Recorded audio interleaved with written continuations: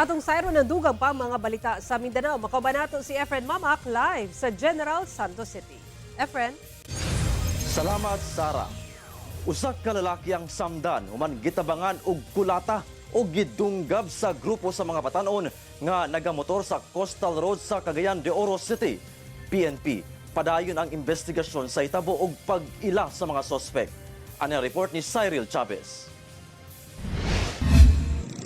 Sa kuwang video sa netizen si Biboy Legara, kita ang usa ka lalaki nga gisuwayan og patindog ang iyang motorsiklo nga natumba kilid sa Coastal Road, Barangay Lapasan sa Cagayan de Oro City. Sa pikas bahin sa kalsada, makita ang grupo sa mga lalaki nga riders og misibat palayo sa lugar. Taod-taod natumba pagbalik ang lalaking rider og hinay-hinay nga milingkod og misandig sa poste sa suga. Diha na nakita nga duguan ang biktima.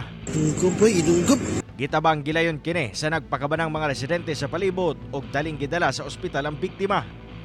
Biresponde sab sa lugar ang mga barangay tanod ug kapulisan.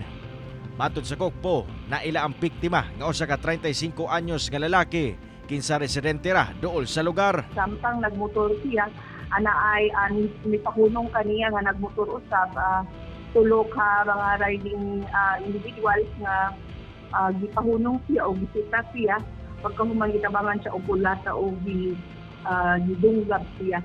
Ginasuta pa sa otoridad ang impormasyon nga giingong gisita sa biktima ang grupo sa mga rider tungod sa bura-bura ni ining mga motor. Rason nga nakulatahan ug nadunggab sa mga sospek. Tulo ka higayon nga gidunggab ang biktima. Ginasubay pasab ang mga sospek. Ay lagi wala man pud niya gyud na naong ang katong mga naghimo og salaod ngan sa atong biktima.